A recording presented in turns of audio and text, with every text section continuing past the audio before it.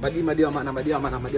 Ish, basa manangu njenga ze 2 minutes ndikuze trending news kupisa. Sotora na President Mnangagwa. President Mnangagwa bati iwo vavana kusiya zvo president. Vadongotunga 5 years zawo dzekupesa then obvasiya zvo president. Hanzi ndanzwa nekuselector.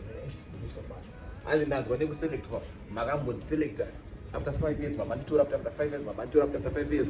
Saka ndakara kutonga 5 years zangu dzekupesera. Then kana chinge ndapedza tosaza kuti mumwe president achanga achitedza matsimbanga isi. So guys, I'm going to tell you when a video, please, if you are new here, find out about Tutanya Pisa Makua, SHH, what, and now what most Catalans is about Antori politics, but now what Satora president, we need to see president.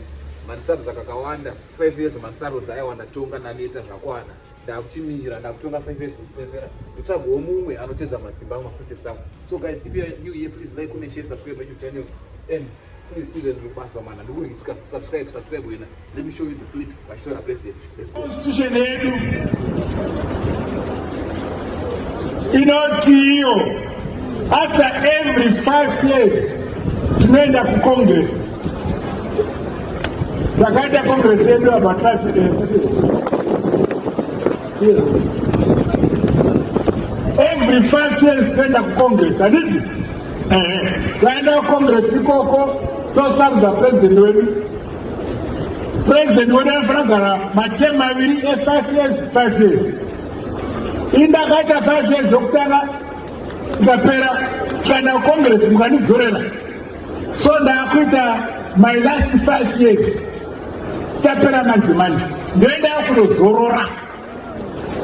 Toenda ku Congress nosaka umwe.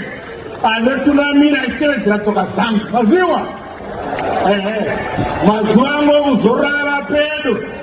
Hi there guys, thank you for watching my video to the end. If you're watching the video to the end, please like, comment, share, subscribe and subscribe for more content. Is in the prime by subscribe button. Those who praise Jesus will become patient to do us. Please tell a friend. Jambo.